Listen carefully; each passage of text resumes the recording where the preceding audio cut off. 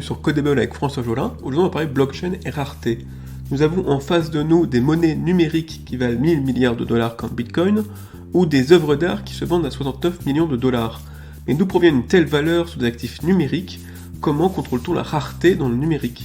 Nous allons nous étudier donc aujourd'hui la rareté, à son évolution entre l'époque pré-industrielle, industrielle et la nouvelle époque blockchain qui s'annonce. Dernier point qui va retenir notre attention.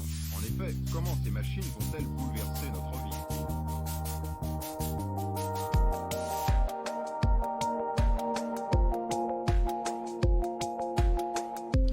Alors commençons par la définition de la rareté selon Wikipédia. La rareté exprime la difficulté de trouver une chose particulière du fait qu'elle existe en faible quantité ou sous forme d'exemplaires en nombre limité.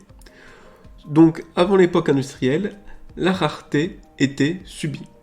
Toute chose nécessitait beaucoup d'heures de travail et l'humanité avait peu de travailleurs pour réaliser toutes les tâches. Par exemple, un moine copiste prenait 3 ans pour recopier une Bible. Au XIIIe siècle, 200 mètres de tissu nécessitaient 6000 heures de travail. La cathédrale de Paris, que Macron veut reconstruire en 5 ans, a nécessité 182 ans à l'époque. Ou encore un hectare de blé produisait seulement 500 kg de blé, juste assez pour nourrir 2 personnes par an. Cette rareté avait aussi quelques bénéfices. La monnaie nécessitait des métaux précieux tels l'or ou l'argent, la planche à billets gouvernementale était donc limitée. L'art était le fruit d'un temps humain considérable, telle la scène de l'honneur de Vinci, peinte en 4 ans. La rareté, à l'époque pré-industrielle, venait donc d'une pénurie de temps humain, à une époque où tout nécessitait énormément de temps humain. Cette quantité donnait également une valeur à chaque objet, au point de lier les deux, prix et rareté, comme dans l'expression « ce qui est rare est cher ». Place à l'industrie. La révolution industrielle n'a eu de cesse de réduire le temps humain nécessaire. En 3 ans, ce qui était le temps pour un moine copiste de faire un exemplaire, Gutenberg put imprimer 180 exemplaires de sa Bible en 1455. La machine à tisser Jacquard de 1801 permettait à un seul ouvrier de tisser autant que 5, ce qui provoqua la révolte des canuts à Lyon.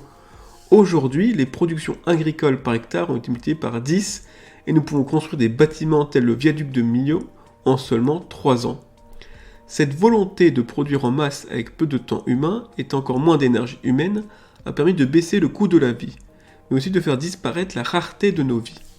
Le point culminant d'une société aux ressources infinies arriva avec l'informatique. Les ressources numériques se copient, partagent quasi instantanément et gratuitement.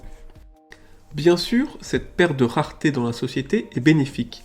90% des humains mangent à leur faim, le savoir n'a jamais été aussi répandu et accessible. En France, nous vivons dans 90 mètres carrés en moyenne avec seulement 2,3 personnes par logement. Nous achetons 10 kg de vêtements par an et par habitant. La baisse de rareté est corrélée à une baisse du prix, tous les deux liés au temps humain présent dans chaque objet. Cependant, ce manque de rareté présente des défauts. Premièrement, nos monnaies sont devenues des monnaies de singes qui s'effondrent avec leur gouvernement. Vous pouvez aller voir la liste des hyperinflations dans le monde qui commença avec les billets. Il faut dire que la garantie de leur valeur ne vient plus d'une quelconque rareté, mais de la seule confiance dans le gouvernement. L'art aussi s'est effondré, les techniques de copie ne permettent plus de distinguer l'original du plagiat, surtout dans l'art moderne. Les notions même d'original et de propriétaire se perdent dans les formats numériques, où chaque œuvre est copiable à l'infini, à l'identique, telles des vidéos, musiques ou photos. La blockchain est une technologie qui compte bien remettre de la rareté dans nos sociétés.